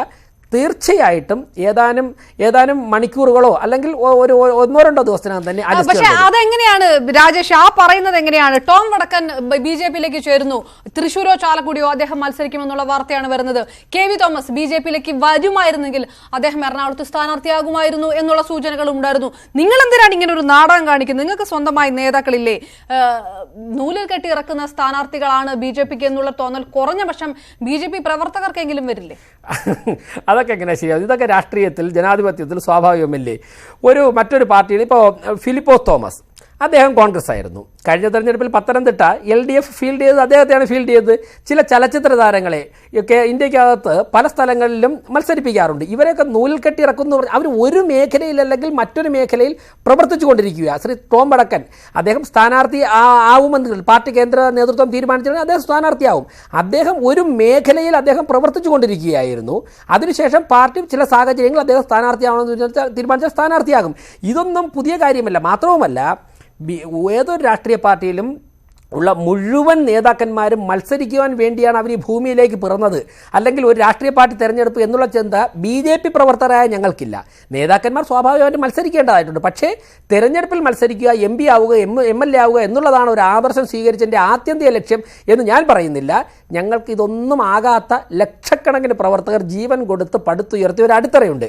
ആ അടിത്തറയും ആ ആശയം മുന്നോട്ട് കൊണ്ടുപോകാൻ വേണ്ടിയാണ് ഞങ്ങൾ പ്രവർത്തിക്കുന്നത്. ആ പ്രവർത്തകരുള്ളിൽ എന്തായിരിക്കും ആഗ്രഹിക്കുന്നുണ്ടാകുക ശ്രീ VV രാജേഷ്? ആ പ്രവർത്തകരെ സംബന്ധിച്ചിട്ട് ഇപ്പോൾ ജയസാധ്യത നോക്കി മണ്ഡലങ്ങൾ ഒഴിവാക്കിയതല്ല, മത്സരിക്കാനല്ല എല്ലാ നേതാക്കളും എന്ന് പറയുമ്പോഴും ഈ BJP-യുടെ ആശയങ്ങളുമായി ചേർന്ന് നിൽക്കുന്ന, ആ ആശയങ്ങൾ വിശ്വസിക്കുന്ന പ്രവർത്തകരെ സംബന്ധിച്ചിടത്തോളം ഞാൻ നേരത്തെ പറഞ്ഞ ഒരു ചോദ്യമുണ്ട്. BJPക്ക് ഇപ്പോഴുള്ള ഒരു പൾസ് അതനുസരിച്ചിട്ട് ഇത്തവണത്തെ തെരഞ്ഞെടുപ്പിൽ പുതിയ സ്ഥാനാർത്ഥികൾ, പുതിയ പാർട്ടികളിൽ നിന്നുള്ള ഇറക്കുമതികൾ അത് ഏത് രീതിയിലുള്ള ഗുണം ചെയ്യും? അല്ല പറഞ്ഞ ഗുണം ചെയ്യുമെന്ന് BJP കരുതുന്നുണ്ടോ? ഞാൻ കംപ്ലീറ്റ് ആവട്ടെ. BJP-യുടെ ധാരയുമായി ചേർന്ന് പ്രവർത്തിക്കാൻ തയ്യാറായി വരുന്ന പാർട്ടി നേതൃത്വം അംഗീകാരം നൽകുന്ന ഏത് പ്രവർത്തനം വന്നാലും ഞങ്ങളുടെ പ്രവർത്തനം നെഞ്ചേറ്റിലാളിക്കും. ഫോർ എക്സാമ്പിൾ, ജഗദാംബിക പാൽ കോൺഗ്രസിന്റെ ഉത്തർപ്രദേശിലെ മുഖ്യമന്ത്രിയായിരുന്നു. അദ്ദേഹം BJP-യിലേക്ക് വന്നപ്പോൾ ഉത്തർപ്രദേശിലെ പ്രവർത്തകർ പാർട്ടി നേതൃത്വം തീരുമാനിച്ചു, ഇരു കൈകളും നീട്ടി സ്വീകരിച്ചു. അദ്ദേഹം ഞങ്ങളുടെ MP-യാണ്. അതുപോലെ തന്നെ റീത്ത ബഹുഗുണ ജോഷി UP-യിലെ PCC പ്രസിഡന്റായിരുന്നു. ഇന്നവർ BJP-യിൽ വന്ന് BJP-യുടെ MLA ആണ്, BJP-യുടെ ഉത്തർപ്രദേശിലെ മന്ത്രിയാണ്. ത്രിപുരയിൽ നിന്നും നിരവധി കോൺഗ്രസിന്റെ പ്രവർത്തകർ BJP-യിൽ ചേർന്നു. ഞങ്ങളുടെ ത്രിപുരയിലെ പ്രവർത്തകർ പാർട്ടി നേതൃത്വം പറഞ്ഞതനുസരിച്ച് ഇരുകൈയും നീട്ടി സ്വീകരിച്ച് ത്രിപുര ഇപ്പോൾ വളരെ ശക്തമായിട്ട് വികസനത്തിൽ മുന്നോട്ട് കുതിക്കുകയല്ലേ. അത് ഞങ്ങളുടെ കേരളം, ഇന്ത്യയിൽ മുഴുവനും BJP ഒരൊറ്റ പാറ്റേണിലാണ് പ്രവർത്തിക്കുന്നത്. അതുകൊണ്ട് ഇത്തരത്തിലൊന്നും ഞങ്ങൾക്ക് യാതൊരു കൺഫ്യൂഷനും ഇല്ല.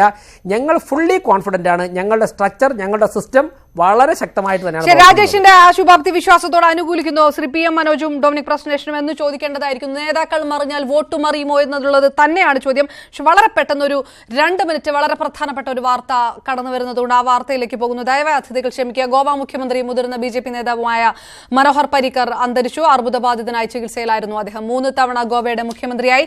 2014 മുതൽ 2017 വരെ പ്രതിരോധ മന്ത്രിയായിരുന്നു. പരീക്കറിന്റെ മരണം ഗോവയിൽ വലിയ രാഷ്ട്രീയ പ്രതിസന്ധി കൂടിയാണ് സൃഷ്ടിച്ചിരിക്കുന്നത്. ചേരുന്നു. വിവരങ്ങളുമായി ന്യൂസ് ഡെസ്കിൽ നിന്ന് അബ്ദുൾ റഷീദ് ചേരുന്നു.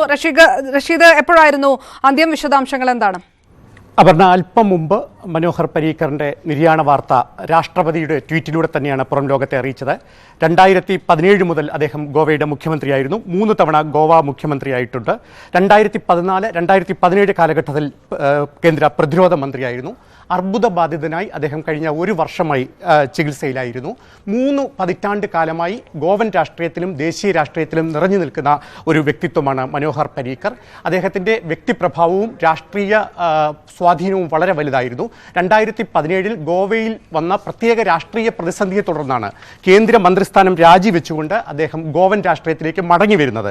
അന്ന് നമുക്കറിയാം 2017 കോൺഗ്രസിന് 17 സീറ്റും BJPക്ക് 13 സീറ്റുമായിരുന്നു ഗോവയിലെ തെരഞ്ഞെടുപ്പിലുണ്ടായിരുന്നത്. പക്ഷേ 13 സീറ്റുള്ള കക്ഷിനിരയിൽ എണ്ണത്തിൽ കുറവായ BJPയാണ് ഗോവയിൽ സർക്കാർ ഉണ്ടാക്കിയത്. അതിൻ്റെ പ്രധാന കാരണം മനോഹർ പരീക്കർ ആയിരുന്നു. മറ്റ് ഒരു കക്ഷിക്കും ഭൂരിപക്ഷമില്ലാതെ വന്നപ്പോൾ മറ്റു കക്ഷികൾ, ഗോവ ഫോർവേഡ് പാർട്ടി അടക്കമുള്ള കക്ഷികൾ, മനോഹർ പരീക്കർ ഗോവൻ മുഖ്യമന്ത്രി ആയാൽ തങ്ങൾ പിന്തുണ നൽകാമെന്ന് അറിയിക്കുകയും അദ്ദേഹത്തെ കേന്ദ്ര മന്ത്രിസ്ഥാനം രാജിവെപ്പിച്ച് ഗോവൻ രാഷ്ട്രീയത്തിലേക്ക് BJP നേതൃത്വം മടക്കിക്കൊണ്ടുവരികയുമായിരുന്നു.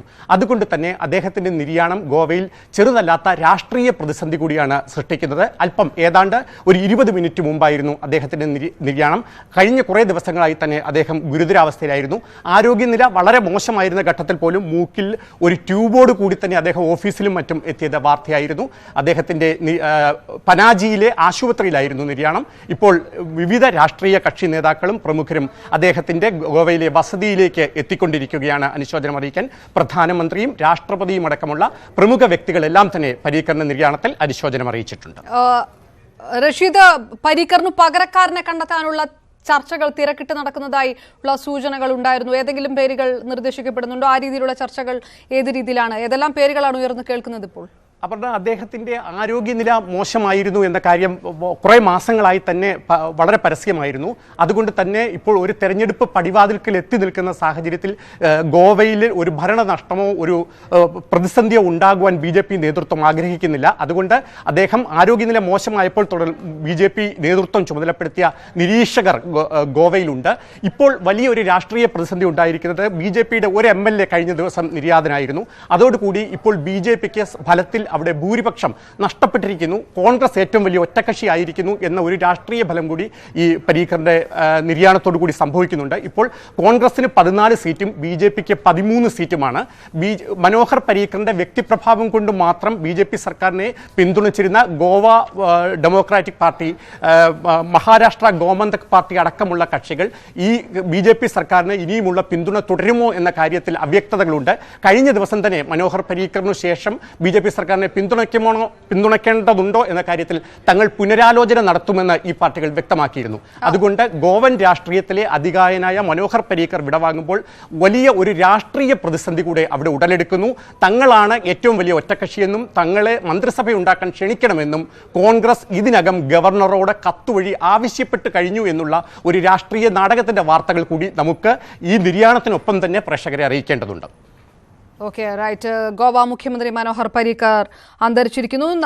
BJP സർക്കാരിന് ഭൂരിപക്ഷം നഷ്ടപ്പെട്ടെന്നും സർക്കാർ ഉണ്ടാക്കാൻ ക്ഷണിക്കണമെന്ന് ആവശ്യപ്പെട്ട് കോൺഗ്രസ് ഗവർണർക്ക് കത്ത് നൽകിയതിന് തൊട്ടു പിന്നാലെയാണ് ഈ സംഭവ വികാസങ്ങൾ നടക്കുന്നത്. പരീക്കർക്ക് പകരക്കാരനെ കണ്ടെത്താനായി ചർച്ചകൾ നടക്കുകയും ചെയ്യുകയാണ്. അവിടെ വലിയൊരു രാഷ്ട്രീയ പ്രതിസന്ധിയിലേക്ക് കൂടി കടക്കുകയാണ് ഗോവ മനോഹർ പരീക്കറുടെ നിര്യാണത്തിന് ശേഷം. പ്രൈം ഡിബേറ്റിൽ നേതാക്കൾ മാറിയാൽ ചോർന്നാൽ വോട്ട് ചോരുമോ എന്നുള്ളൊരു ചോദ്യം തന്നെയായിരുന്നു ഉന്നയിച്ചിരുന്നത്. ചോരുകയാണെങ്കിൽ അത് വോട്ട് മറിക്കുമോ എന്നുള്ള ചോദ്യമായിരുന്നു. രാഷ്ട്രീയ നിരീക്ഷകൻ ശ്രീ ജേക്കബ് ജോർജ് നമുക്കൊപ്പം ചേരുന്നു. ശ്രീ ജേക്കബ് ജോർജ്, നെഹ്റു കുടുംബമായി അടുപ്പമുണ്ടായിരുന്ന 2 പേരാണ് ഈ അടുത്തിടെ, ഇപ്പോൾ ഇന്നലെയുമൊക്കെയായി വാർത്തകൾ നിറയുന്നത്. ടോം വടക്കിന് പിറകെ KV തോമസും. ഈ കോൺഗ്രസിന്റെ കിച്ചൺ ക്യാബിനറ്റ് എന്ന് ആരോപിക്കപ്പെടുന്ന ആ പൾസ് അവസാനിക്കുന്നു. അങ്ങനെ വിലയിരുത്തണോ? അല്ല പറഞ്ഞ ഒരിക്കലും KV തോമസ് അങ്ങനെ കോൺഗ്രസ് വിട്ടിട്ട് BJP ഒന്നും പോകുന്നയാളല്ല. എനിക്ക് എത്രയോ വർഷങ്ങളായിട്ട് KV തോമസിനെ അറിയാം, നന്നായിട്ടറിയാം, വളരെ നല്ല അടുപ്പമുണ്ട്. അദ്ദേഹം അങ്ങനെ പോകുന്നയാളല്ല. പിന്നെ തീർച്ചയായിട്ടും BJP ശ്രമിക്കും KV തോമസിനെ പോലെ ഒരാളെ കയ്യിൽ കിട്ടുക. BJPക്ക് വലിയൊരു നേട്ടമാണ്. അതും ടോം വടക്കിന് ശേഷം KV തോമസ് കേരളത്തിലെ ദീർഘകാല 1984 മുതൽ കേരള രാഷ്ട്രീയത്തിൽ, ഇന്ത്യൻ രാഷ്ട്രീയത്തിൽ ഉയർന്നു നിന്ന KV തോമസിനെ കിട്ടുക എന്ന് പറയുന്നത് BJPക്ക് വലിയ നേട്ടമാണ്. പക്ഷെ അത് നടക്കാൻ പോകുന്നില്ല. ഇന്ന് അദ്ദേഹം പക്ഷെ ഇന്നലെ അദ്ദേഹത്തിന് സംസാരത്തിൽ വികാരപരമായ ചില ആവേശം കൊണ്ട്, പുനഃപ്രയാസം കൊണ്ടായിരിക്കാം ചില പ്രശ്നങ്ങൾ, തടസ്സങ്ങൾ വാക്കുകളിൽ ഉണ്ടായി എന്നുള്ളത് ശരിയാണ്. പക്ഷേ കെ വി തോമസ് അങ്ങനെ പോകുന്നയാളല്ല എന്നുള്ളത് തീർച്ചയാണ്. അപർണ, കെ വി തോമസ് കോൺഗ്രസ് വിടുന്നില്ല എന്ന് അദ്ദേഹം 24 മണിക്കൂറിന് ശേഷം പറയുന്നു. ബാക്കി 24 മണിക്കൂറാണ് അദ്ദേഹം BJP-യിലേക്ക് പോകുന്നു എന്നുള്ള ചോദ്യത്തിന് ഉത്തരം പറയാണ്ട് വിട്ടത്. അത് പോട്ടെ, പ്രചാരണത്തിന് ഉണ്ടാകുമെന്ന് അദ്ദേഹം പറയുമ്പോൾ ഒന്നും കൂട്ടിയാൽ 2 എന്ന് തന്നെ വായിച്ചു വിടണോ ശ്രീ ജേക്കബ് ജോർജ്? അല്ല പറഞ്ഞ, ഞാൻ പറയട്ടെ, ഇത് കെ വി തോമസിന്, ഞാൻ ഇപ്പം പ്രസന്റേഷൻ അവിടെ ഉണ്ടല്ലോ, കെ വി തോമസിന് സീറ്റ് നിഷേധിക്കുമ്പോൾ അത് ഗ്രേസ്ഫുൾ ആയിട്ട് ചെയ്യണ്ടേ? അത് ഇത്രയും ഒരു കേരളത്തിലെ മുതിർന്ന ഒരു കോൺഗ്രസ് നേതാക്കന്മാരിൽ ഒരാൾ ഒരു സുപ്രഭാതത്തിൽ അദ്ദേഹം പോലും അറിയാതെ അദ്ദേഹത്തിന്റെ സീറ്റ് എടുത്ത് മാറ്റുന്നു. അങ്ങനെ വരുന്ന ഹൈബീഡൻ മിടുക്കനാണ്, പകൽപ്പനാണ്, യാതൊരു സംശയമില്ല, മുന്നേറട്ടെ.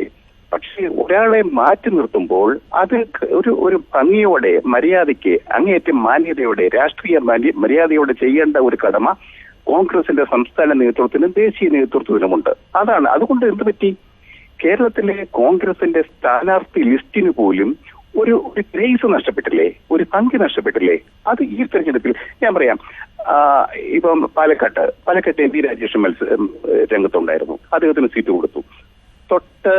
തൊട്ടടുത്ത മണ്ഡലത്തിലെ PK ബിജുവിന് സീറ്റ് കൊടുക്കാൻ സാധ്യതയില്ലായിരുന്നു. പക്ഷേ അടുത്ത രാജേഷിന് കൊടുക്കുമ്പോൾ PK ബിജുവിന് സീറ്റ് നിഷേധിക്കുന്നത് എങ്ങനെ എന്നായിരുന്നു CPM നേതൃത്വത്തിന്റെ അകത്തെ ചോദ്യം.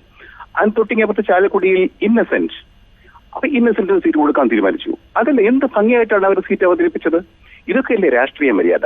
ആ മര്യാദകളാണ് കോൺഗ്രസ് നേതൃത്വം ഇവിടെ കളഞ്ഞു കുളിച്ചത്, അതും 11-ാം മണിക്കൂറിൽ. അത് മാത്രമേ ഞാൻ പറയുന്നുള്ളൂ.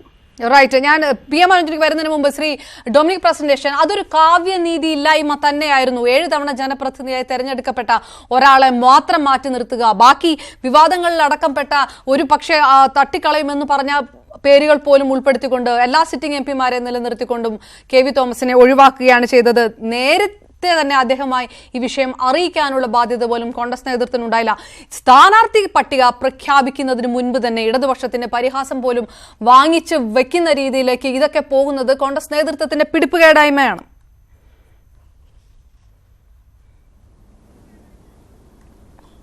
തോമസ് മാഷിന്റെ കാര്യത്തിൽ വേണമെങ്കിൽ ഇപ്പം ജേക്കബ് ജോർജ് പറഞ്ഞ പോലെ അദ്ദേഹത്തിന് മുൻകൂട്ടി അറിവ് കൊടുക്കാമായിരുന്നു എന്ന പക്ഷക്കാരാണ് ഞാനും.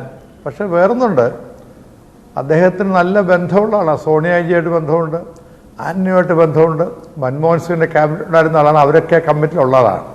അപ്പോൾ അവരൊക്കെയുള്ള ഇലക്ഷൻ കമ്മിറ്റി എന്തുകൊണ്ട് അദ്ദേഹത്തിന് ഇത്തവണ മത്സരിക്കേണ്ട എന്ന് തീരുമാനം എടുത്തതിനെക്കുറിച്ചും നമ്മൾ ആലോചിക്കേണ്ടതാണ്.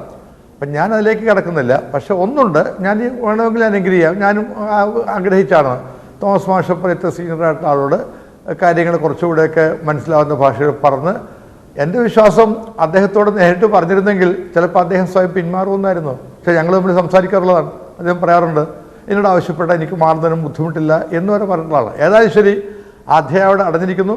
ഇതൊരു ഈ പറഞ്ഞ പോലെ ഈ ഒരു പോയിന്റ് കേരളത്തിലെയും അതുപോലെ അഖിലേന്ത്യാ നേതൃത്വത്തിലെയും അശ്രദ്ധയിൽ വരേണ്ടതാണെന്ന് എൻ്റെ വിശ്വാസം. ശ്രീ ഇടഞ്ഞു മാഷെ എന്ത് കൊടുത്താണ് സമാധാനിപ്പിച്ചിരിക്കുന്നത്? താങ്കൾ കരുതുന്നോ പൂർണ്ണമായും ഹൈബിയുടെ പ്രചാരണത്തിനായി തോമസ് മാഷ് കളത്തിലിറങ്ങുമെന്ന് കരുതുന്നോ ശ്രീ ഡൊമിനിക് പ്രസന്റേഷൻ? വരുമല്ലോ. പക്ഷെ അദ്ദേഹത്തിന് ഞാനും അദ്ദേഹം ഒരുമിച്ച് DCC ഭാരവാളായിരുന്നു. ആ സമയത്താണ് അദ്ദേഹം MP ആവുന്നത്. അതിനുശേഷം അദ്ദേഹം 6 പ്രാവശ്യം MP ആയി, ഇടയ്ക്കൊരു ഗ്യാപ്പുണ്ട്. പിന്നീട് അദ്ദേഹം സംസ്ഥാനത്തേക്ക് തിരിച്ചു വന്നു, MLA ആയി, മന്ത്രിയായി. അദ്ദേഹം മന്ത്രിയായതിനു ശേഷമാണ് ഞാൻ മന്ത്രിയാവുന്നത്. അപ്പോൾ ഞങ്ങൾ തമ്മിൽ വളരെ അടുപ്പമുള്ളതാണ്. അപ്പോൾ ഒരിക്കലും അദ്ദേഹത്തിന് കോൺഗ്രസ് വിട്ട് പോകാൻ കഴിയില്ല. ഈ ശ്രീ ജേക്കബ് ജോർജ് പറഞ്ഞ പോലെ അദ്ദേഹത്തിന് പെട്ടെന്നുള്ള അദ്ദേഹത്തിന് ഞാൻ ഷോക്ക്ഡായെന്ന് പറഞ്ഞു. ആ ഒരു കാര്യം ഒഴിച്ചാൽ അദ്ദേഹത്തിൻ്റെ അന്ന് കുറച്ചൊരു നിങ്ങൾ ചോദിച്ചപ്പോൾ ക്ലാരിറ്റി ഇല്ല എന്ന് വേണമെങ്കിൽ പറയാമെന്ന് ഒഴിച്ചാൽ അദ്ദേഹം കറതീർന്ന കോൺഗ്രസ്സുകാരനാണ്. ഒരിക്കലും അദ്ദേഹത്തിന് പോകാൻ കഴിയില്ല കോൺഗ്രസിൽ നിന്നും. അദ്ദേഹം വന്ന് അദ്ദേഹം തന്നെ ഹൈബിയുടെ ഇലക്ഷൻ്റെ ആ ക്യാമ്പിനെ ഏറ്റെടുക്കുമെന്ന് ഉറച്ച വിശ്വാസമുള്ള ആളാണ് ഞാൻ. എനിക്ക് അത്ര അടുപ്പമുള്ള ആളാണ്. വളരെ പറയാം, 2009 അദ്ദേഹം ഇതുപോലെ വന്നപ്പോഴേക്കും പലരും അദ്ദേഹത്തെ തള്ളിപ്പറച്ചപ്പോഴും അദ്ദേഹത്തിൻ്റെ കൂടെ ഉറച്ച ആൾ ഞാൻ മാത്രമേ പറയുള്ളൂ അദ്ദേഹം ജയിക്കുമെന്ന്. 2009 എനിക്ക് നല്ല വിശ്വാസമുണ്ട് കെ വി തോമസ് ഒരിക്കലും കോൺഗ്രസ് പോകാൻ അദ്ദേഹത്തിന് കഴിയില്ല. ശ്രീ പി എം മനോജ്, 2009 രാഷ്ട്രീയ സാഹചര്യമേ അല്ല 2019 ഒരു സംശയവുമില്ല. ഹൈക്കമാൻഡ് കൈ കൊടുപ്പിച്ചാൽ ഈ പോര് മാറുമോ? BJP-ക്ക് ഒരു പക്ഷേ ബലം കിട്ടുമായിരിക്കും. ടോം വടക്കനോ അതല്ലെങ്കിൽ മറ്റാരെങ്കിലും വരികയാണെങ്കിൽ BJP-ക്ക് ഒരു ബലം കിട്ടുമായിരിക്കും നേതാക്കൾ വരുന്നു എന്ന് പറയുമ്പോൾ. പക്ഷേ അത് കോൺഗ്രസിന്റെ വോട്ട് ചോർത്തുമോ എന്നുള്ളത് ഒരു ചോദ്യം. രണ്ടാമത്, അതല്ലെങ്കിൽ അത് ഇടതു മുന്നണിക്ക് ഏതെങ്കിലും രീതിയിലുള്ള ഗുണം ചെയ്യുമോ അതോ ദോഷം ചെയ്യുമോ? 2009 2004 സാഹചര്യം അതിനേക്കാൾ കൂടുതൽ ശക്തമായി നിലനിൽക്കുകയാണ് കേരളത്തിൽ. 2004 തെരഞ്ഞെടുപ്പിൽ കേരളത്തിൽ നിന്ന് ഒരൊറ്റ കോൺഗ്രസ്സുകാരനെ പോലും ജയിപ്പിച്ച് ലോക്സഭയിലേക്ക് വിട്ടിട്ടില്ല കേരളത്തിലെ ജനങ്ങൾ. ഏതാണ്ട് അതാണ് സംഭവിക്കാൻ പോകുന്നത്. അതിനേക്കാൾ ശക്തമായി ഇടതുപക്ഷ മുന്നണിക്ക് വിജയം ഉണ്ടാകാനും പോവാണ്. അതവിടെ നിൽക്കട്ടെ. എൻ്റെ പോയിൻ്റ് അതല്ല. എൻ്റെ പോയിൻ്റ് ഇവിടെ CPIM-ൻ്റെ സ്ഥാനാർത്ഥി പട്ടിക വന്നു. ആ സ്ഥാനാർത്ഥി പട്ടികയിൽ കഴിഞ്ഞ ലോക്സഭയിൽ, ഇപ്പോൾ നിലവിലുള്ള ഈ ലോക്സഭയിൽ CPIM-ൻ്റെ ഗ്രൂപ്പിൻ്റെ നേതാവായിരുന്ന സഖാവ് P. കരുണാകരൻ, അദ്ദേഹം സിറ്റിംഗ് MP ആണ്, അദ്ദേഹം ഇല്ല.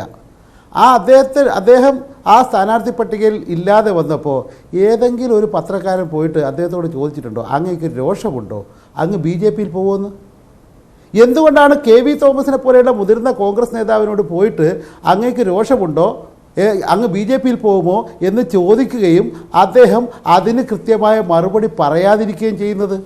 അതാണ് കോൺഗ്രസിൻ്റെ പ്രശ്നം. കോൺഗ്രസിൻ്റെ നിലനിൽപ്പ് എന്ന് പറയുന്നത് നേതാക്കളുടെ നിലനിൽപ്പ്. അവർക്ക് രാഷ്ട്രീയമില്ല. ഇപ്പോൾ ഇവിടെ പലതും പറഞ്ഞല്ലോ. ഇന്ത്യ രാജ്യത്ത് കൂടുതൽ നമ്മൾ ചർച്ച ചെയ്യേണ്ട, കേരളത്തിലെടുക്കുക. കേരളത്തിൽ BJP ഉയർത്തുന്ന രാഷ്ട്രീയമായ തെറ്റുകൾക്കെതിരെ ഏതെങ്കിലും തരത്തിലുള്ള പ്രതികരണം ഇവിടുത്തെ കോൺഗ്രസ് നേതാക്കളിൽ നിന്നുണ്ടായിട്ടുണ്ടോ? RSS-ന്റെ കൊലപാതക രാഷ്ട്രീയത്തിനെതിരെ ഏതെങ്കിലും ഒരു കോൺഗ്രസ് നേതാവ് പ്രതികരിക്കുന്ന നമ്മൾ കേട്ടിട്ടുണ്ടോ? ഇപ്പോൾ അഖിലേന്ത്യാ തലത്തിൽ രാഹുൽ ഗാന്ധി മോദിയെ കാവൽക്കാരൻ കള്ളനാണെന്നൊക്കെ പറഞ്ഞ് വളരെ ശക്തമായി എതിർക്കുന്നുണ്ട്. ആ എതിർപ്പിൻ്റെ ഒരംശം കേരളത്തിലെ ഏതെങ്കിലും ഒരു കോൺഗ്രസ്സുകാരൻ ഉയർത്തുന്ന നമ്മൾ കേട്ടിട്ടുണ്ടോ? ഇല്ല. അതോടൊപ്പം തന്നെ ഇപ്പോൾ തിരുവനന്തപുരത്താണല്ലോ നമ്മൾ നിൽക്കുന്നത്. തിരുവനന്തപുരം വിമാനത്താവളം സ്വകാര്യവൽക്കരിക്കുന്നു. അതിനു മുമ്പ് ITTC ഹോട്ടൽ സ്വകാര്യവൽക്കരിച്ചു. ആരാ വിറ്റത്? കോൺഗ്രസ്. ഇപ്പം വിമാനത്താവളം ആരാ കൊടുക്കുന്നത്? BJP. ഇവർ രണ്ടുപേരും ഒരേ നയമാണല്ലോ. ഒരാൾ തലയിറക്കാൻ പറയുകയാണെങ്കിൽ മറ്റേ ആൾ കൈവെട്ടാൻ പറയുന്നു. ആ ഒരു വ്യത്യാസമല്ലേ ഉള്ളൂ. രണ്ടും ഒരേ തരത്തിലുള്ള സാമ്പത്തിക നയങ്ങൾ പിന്തുടരുന്നു. പിന്നെ വർഗീയതയുടെ കാര്യം BJP ശക്തമായ വർഗീയ അജണ്ട മുന്നോട്ട് വെക്കുന്നു. ആ അജണ്ട മുന്നോട്ട് വെക്കുമ്പോൾ കോൺഗ്രസ് മൃദു വർഗീയ അജണ്ട മുന്നോട്ട് വെക്കുന്നു. അതുകൊണ്ടാണ് രാഷ്ട്രീയമായ എതിർപ്പില്ലാത്തത് കൊണ്ടാണ് ഏത് കോൺഗ്രസ്സുകാരനും പിറ്റേന്ന് BJP ആകാമെന്ന് തോന്നുന്നത്. അതുകൊണ്ട് തന്നെയാണ് സമൂഹത്തിൽ മാധ്യമപ്രവർത്തകർക്ക്, മാധ്യമങ്ങൾക്ക് നിങ്ങൾ BJP ആകുമോ കോൺഗ്രസുമായി തെറ്റിയാൽ എന്ന് പറയാനും തോന്നുന്നത്. അതാണ് മൂർത്തമായ രാഷ്ട്രീയ സാഹചര്യം. അത് തെറ്റായ രാഷ്ട്രീയമാണ് എന്നാണ് ഞങ്ങൾ പറയുന്നത്. മതനിരപേക്ഷതയിലേക്ക് കോൺഗ്രസ് വരണം എന്നാണ് ഞങ്ങൾ പറയുന്നത്. മതനിരപേക്ഷതയിൽ നിന്ന് അകന്നു പോകുമ്പോൾ രാജ്യം തന്നെ അപകടപ്പെടുകയാണ് എന്ന ആശങ്കയാണ് ഞങ്ങൾ മുന്നോട്ട് വെക്കുന്നത്. അത് സബ്സ്ക്രൈബ് ചെയ്യാൻ കോൺഗ്രസ് തയ്യാറല്ല. യഥാർത്ഥ വിഷയം അവിടെയാണ് നിൽക്കുന്നത്. അതായത് ശ്രീ ഡൊമിനിക് പ്രസന്റേഷൻ, രാജശ്രീവരം, ഡൊമിനിക് പ്രസന്റേഷൻ, കോൺഗ്രസ്സുകാർ പറയുന്ന ഒരു കാര്യമുണ്ടല്ലോ, എന്തിനാണ് CPM-ന് വോട്ട് ചെയ്യുന്നത്? വോട്ട് ചെയ്താലും അവിടെ പോയി കോൺഗ്രസിനൊപ്പം കൈപൊക്കാനുള്ളതാണല്ലോ എന്ന് പറയുമ്പോൾ CPM പറയുന്നത് മറ്റൊരു വാക്കാണ്. ഇവിടെ നിന്ന് വോട്ട് ചെയ്ത് കോൺഗ്രസിനെ ജയിപ്പിച്ചാൽ തന്നെ അവിടെ ചെല്ലുമ്പോൾ കോൺഗ്രസ് BJP ആയി മാറാമല്ലോ എന്നുള്ളൊരു ചെറിയൊരു ദുസ്സൂചന ശ്രീ PM മനോജിന്റെ വാക്കുകളിൽ ശ്രദ്ധിച്ചില്ലേ?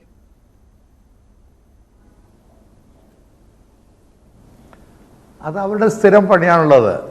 ഇത് ഇപ്പോൾ ഇടതുപക്ഷക്കാർക്ക് ഒറ്റ ഇലക്ഷനെ കേരളത്തിൽ നടന്നിട്ടുള്ളൂ. അത് 2004 അതിന് മുമ്പ് ഇലക്ഷൻ നടന്നിട്ടില്ലേ? 70 കഴിഞ്ഞ് ഒരൊറ്റ CPM-കാരൻ പാർലമെന്റിൽ പോയോ? അത് നിങ്ങൾ ഓർക്കാത്ത? അവിടെ സാഹചര്യം മാറിയെന്ന് പറയും. 2009 കഴിഞ്ഞു. 2014 നിങ്ങൾ എന്തെല്ലാം ക്യാമ്പയിൻ നടത്തി. ഒരു സ്ത്രീയെ കൊണ്ട് ഫ്രണ്ട് ചേർത്തില്ലേ? ഇപ്പോഴും കൊണ്ടുവരുന്നുണ്ട് അവരെ. എന്തായി സ്ഥിതി? ഞങ്ങൾ 12 സീറ്റ് ജയിച്ചില്ലേ? 2 നിങ്ങൾ സ്വതന്ത്രമാരെ നിർത്തി. ഇടുക്കിയിൽ MP ആരാ? മാർക്സിസ്റ്റാണോ? അവിടുത്തെ ഹൈ റേഞ്ച് സംരക്ഷണ മുന്നണി അവർക്ക് അവരുടെ പോയി കാൽക്കൽ വീണില്ലേ സ്ഥാനാർത്ഥിക്ക് വേണ്ടി? അതൊന്നും പറയണ്ട. പിന്നെ ഇവിടെ മനോജ് ഭയങ്കര ആദർശമൊക്കെ പറയാ. ഞങ്ങളെ ഒന്നും ആദർശം പഠിപ്പിക്കണ്ട. പിന്നെ ഒരു വ്യത്യാസമുണ്ട് നമ്മൾ തമ്മിൽ CPM കോൺഗ്രസുമായി.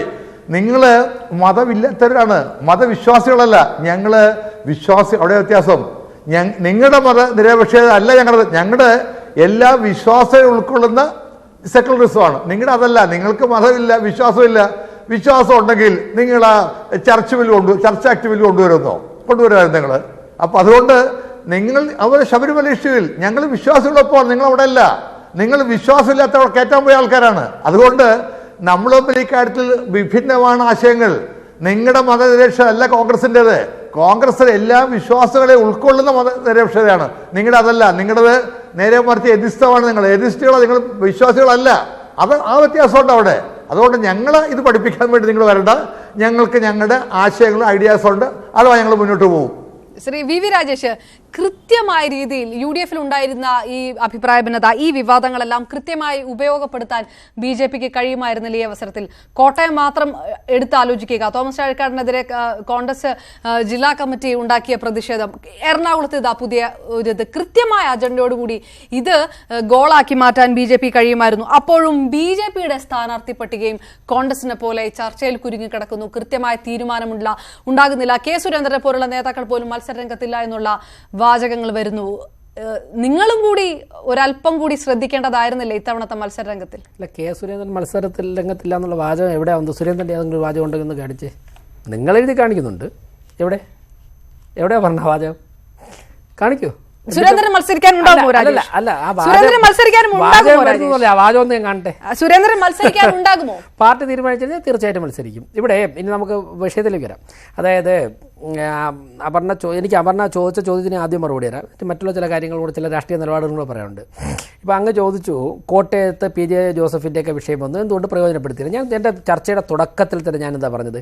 മറ്റുള്ള രാഷ്ട്രീയ പാർട്ടിക്ക് അകത്ത് നടക്കുന്ന ആഭ്യന്തര വിഷയങ്ങൾ കണ്ടിട്ടല്ല ഞങ്ങൾ തെരഞ്ഞെടുപ്പിൻ്റെ അജണ്ട സെറ്റ് ചെയ്യുന്നത്. ഇനി വേറെ രാഷ്ട്രീയ പാർട്ടിയിൽ പ്രവർത്തിക്കുന്ന ഏതെങ്കിലും പൊതുപ്രവർത്തകർ അവർക്ക് ബി ജെ പിയുടെ ധാരയുമായി ചേർന്ന് പ്രവർത്തിക്കാം. ഒരുപക്ഷെ അത് അവരുടെ മാനസിക അസ്വാസ്ഥ്യം കൊണ്ടാകാം, ഒരുപക്ഷെ അവർ പ്രവർത്തിക്കുന്ന പാർട്ടിയുടെ നിലപാടുകൾ പ്രതിഷേധിച്ചിട്ടായിരിക്കാം.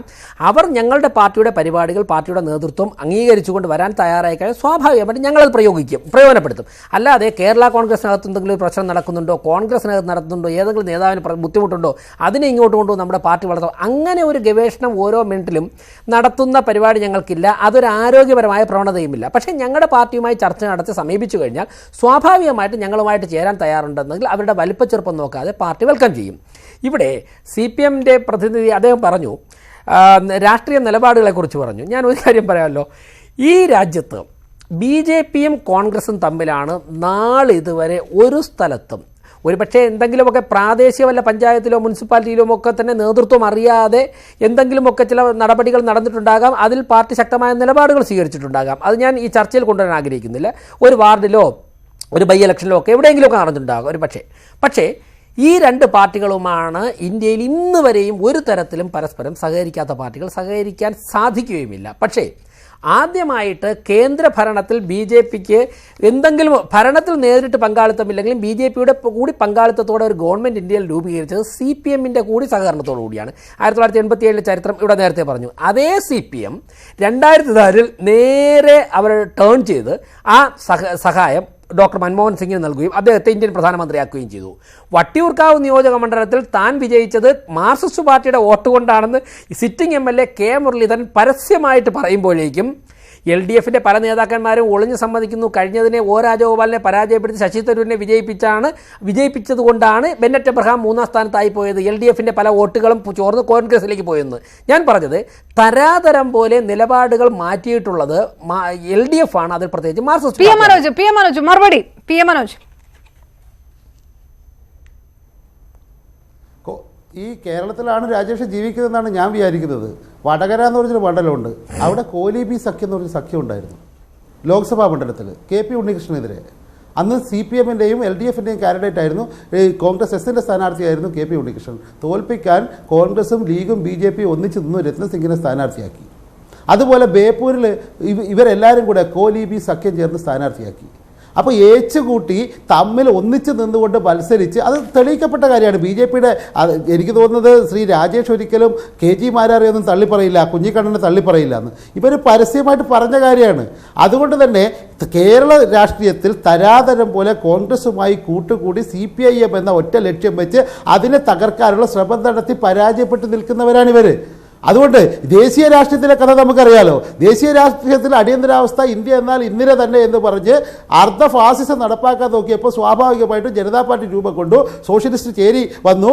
അത് ആ കൂട്ടത്തിൽ CPIM വളരെ ശക്തമായിട്ട് നിന്നിട്ടുണ്ട്, അതിന് തർക്കമൊന്നുമില്ല. അതുപോലെ തന്നെ BJP ഇന്ത്യ രാജ്യത്തെ തകർത്ത് നശിപ്പിക്കുമെന്ന് തോന്നിയ ഘട്ടത്തിലാണ് 2004 സാഹചര്യം ശ്രീ ഡൊമിനിക്ക പ്രസന്റേഷൻ അത് ഒരു ഉദ്ധരിക്കപ്പെടാതിരിക്കേണ്ട സാഹചര്യമല്ല, അത് സമാനമായിരുന്നു. അന്ന് വാജ്പേയി ഗവൺമെൻറ് ആയിരുന്നു രാജ്യം ഭരിച്ചിരുന്നത്. ആ വാജ്പേയി ഗവൺമെൻറ് ഇന്ത്യ തിളങ്ങുന്നു എന്ന് പരസ്യം കൊടുത്ത് രാജ്യത്തെ ആകെ വീണ്ടും ഫാസിസ്റ്റ് ഭരണത്തിലേക്ക് നയിക്കാൻ ശ്രമിച്ചപ്പോഴാണ് രാജ്യം പ്രതികരിച്ചത്. അങ്ങനെയാണ് അന്ന് കേരളത്തിൽ ഇതുപോലത്തെ സാഹചര്യം ഉണ്ടായിരുന്നു. നിങ്ങളിപ്പോൾ പറഞ്ഞല്ലോ, അന്ന് തമിഴ്നാട്ടിൽ സഖാവ് ഹർകിഷൻ സുർജിത്ത് അന്ന് CPIM ജനറൽ സെക്രട്ടറിയാണ്. അദ്ദേഹം തമിഴ്നാട്ടിൽ വന്നു. അവിടെ കോൺഗ്രസിനെതിരായിട്ടല്ല പ്രസംഗിച്ചത്, പക്ഷേ കേരളത്തിൽ വന്നപ്പോൾ കോൺഗ്രസിനെതിരായിട്ട് പ്രസംഗിച്ചു. അന്ന് ഞങ്ങളോട് ചോദിച്ചു, അവിടെ ഇവിടെ രണ്ട് രാഷ്ട്രീയമല്ലേ നിങ്ങൾക്ക് എന്ന്. കേരളത്തിലെ ജനങ്ങൾ അത് മുഖവിലക്കെടുത്തില്ല. CPIM പറയുന്ന ഇടതുപക്ഷം പറയുന്ന രാഷ്ട്രീയമാണ് ശരി എന്ന് പറഞ്ഞത് കൊണ്ടാണ് ഒറ്റ കോൺഗ്രസ്സുകാരനെ അന്ന് പാർലമെന്റിലേക്ക് അയക്കാതിരുന്നത്. അത് നമ്മൾ ഓർമ്മിക്കണം. അതേ സാഹചര്യമാണ് നിലനിൽക്കുന്നത് എന്ന് പറയുമ്പോൾ അതിനുശേഷം തെരഞ്ഞെടുപ്പ് ഉണ്ടായിട്ടില്ല എന്നല്ല അതിൻ്റെ അർത്ഥം.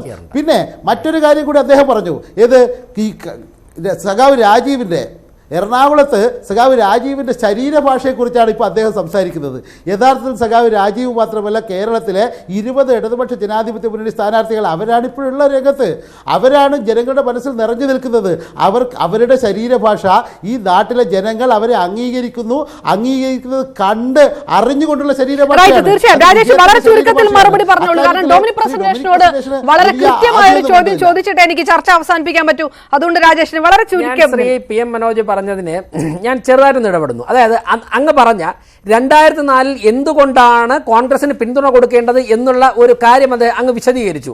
BJP ഗവൺമെന്റിനെ മാറ്റി നിർത്തണം, അതുകൊണ്ട് ഞങ്ങൾ പിന്തുണ കൊടുത്തു. പക്ഷേ അതിൻ്റെ രണ്ടാം ഭാഗം അങ്ങ് പറഞ്ഞല്ലോ, അത് ജനങ്ങൾ അംഗീകരിച്ചില്ല. കാരണം നിങ്ങൾക്ക് 2004 എൻ്റെ ഓർമ്മ ശരിയാണെങ്കിൽ 60-ൽ കൂടുതൽ സീറ്റ് ഇടതുപക്ഷത്തിനുണ്ടായിരുന്നു. 2004 മൻമോഹൻ സിംഗ് ഗവൺമെന്റിന് പിന്തുണ കൊടുത്തതിന് ശേഷം അടുത്തു നടന്ന തെരഞ്ഞെടുപ്പിൽ നിങ്ങൾക്ക് 24 സീറ്റിലേക്ക് അത് മാറി. ചിലപ്പോൾ സംഖ്യയിൽ വ്യത്യാസം വന്നേക്കാം, 3-1 സീറ്റ് ചുരുങ്ങി. എന്നാൽ ആ 10 വർഷം കഴിയുമ്പോഴേക്കും നിങ്ങൾ മാറ്റി നിർത്തി എന്ന് പറയുന്ന BJP ഒറ്റയ്ക്ക് ഭൂരിപക്ഷത്തിൽ അധികാരത്തിൽ വന്നു. അതിനർത്ഥം LDF സ്വീകരിച്ച ഇടതുപക്ഷം 2004 സ്വീകരിച്ച രാഷ്ട്രീയ നിലപാട് തെറ്റാണെന്ന് പറഞ്ഞുകൊണ്ട് ഇന്ത്യൻ ജനത തള്ളിക്കളഞ്ഞുകൊണ്ട് ഇടതുപക്ഷത്തെ ഒരു 12-13 സീറ്റിലേക്ക് 64 സീറ്റിൽ നിന്നും 12-13 സീറ്റിലേക്ക് ചുരുക്കുകയും BJPയെ 30 വർഷത്തിന് ശേഷം ഏറ്റവും വലിയ ഒറ്റക്കക്ഷിയായി തിരഞ്ഞെടുക്കുകയും ചെയ്തു.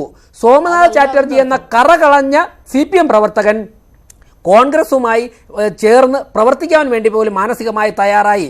അതിനർത്ഥം 2004 നിങ്ങൾ കോൺഗ്രസുമായി ചേരാനെടുത്ത തെറ്റായ നിലപാട് ഇന്ത്യൻ ജനത തള്ളിക്കളഞ്ഞു. BJPയെ അധികാരത്തിൽ നിന്നും മാറ്റി നിർത്താൻ വേണ്ടി കോൺഗ്രസിനോട്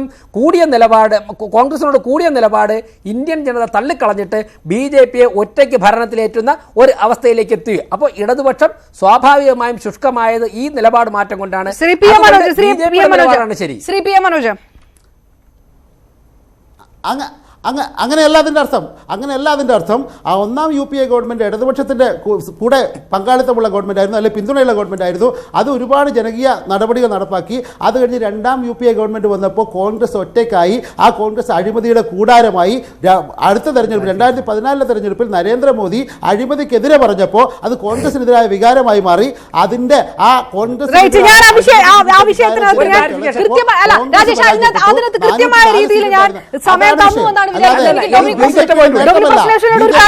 എനിക്ക് നിവൃത്തിയില്ല. 2004 അങ്ങയുടെ പാർട്ടിക്ക് എത്ര സീറ്റ് ഉണ്ടായിരുന്നു? അത് BJPയുടെ മെച്ചമല്ല. ഞാൻ ഇടയ്ക്ക് ചേർന്നില്ല. കോൺഗ്രസ് ചീഞ്ഞത് കൊണ്ടാണ് BJPക്ക് 2004 എത്ര സീറ്റ് ഉണ്ടായിരുന്നു? 2009 ഒന്നാം UPA കഴിഞ്ഞ തെരഞ്ഞെടുപ്പിൽ രാജേഷ് ഒരു വലിയ ചർച്ചയിലേക്ക് പോകും. ഇപ്പൊ ഇതിന്ന് ഫോക്കസ് മാറുന്നതിന് മുന്നേ ചർച്ച അവസാനിപ്പിക്കുമ്പോൾ ഡോണി പ്രസന്റേഷനിൽ ഒരു ഒറ്റ ചോദ്യത്തിൽ അവസാനിപ്പിക്കാൻ നിവൃത്തിയില്ല. ഡോണി പ്രസന്റേഷൻ ലീഡർക്ക് ശേഷം AK ആന്റണിയുടെ വിശ്വസ്ത കൂടിയായിരുന്നു KV തോമസ്. ഇപ്പോഴത്തെ ഇടുക്കിയിൽ കണ്ടു, വയനാട്ടിൽ അടി തുടങ്ങിയിട്ടേ ഉള്ളൂ. ഈ ഐ ഗ്രൂപ്പ് ചരട് വലി കൃത്യമായി കാണുന്നുണ്ട്. ഒരുപക്ഷെ ഇനി വരാൻ പോകുന്ന ദിവസങ്ങളിലെ ചർച്ചകൾ വിഷയമാകാൻ പോകുന്നത് അത് തന്നെയാണ്. 4 സീറ്റുകൾ ബാക്കി വെച്ചുകൊണ്ട് സ്ഥാനാർത്ഥി പട്ടിക പ്രഖ്യാപിച്ചുകൊണ്ട് ഗ്രൂപ്പ് തർക്കമാണ് ഇതിന്റെ പിറകിലെന്ന് നാട്ടുകാരെ അറിയിക്കേണ്ട ആവശ്യം കൂടി ഉണ്ടായിരുന്നു കോൺഗ്രസിന്. ആ ഉത്തരം കൂടെ പറഞ്ഞ ശേഷം അവസാനിപ്പിക്കാം. തൽക്കാലം ബിജെപിക്കും CPM-നും അതിന് ഉത്തരം പറയാനുണ്ടാവില്ല.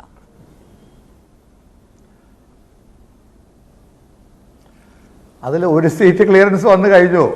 ആറ്റിങ്ങൽ ശ്രീ അടൂർ പ്രകാശിന് ക്ലിയർ വന്നു കഴിഞ്ഞു. ഇനിയുള്ളത് 3 സീറ്റാണ്.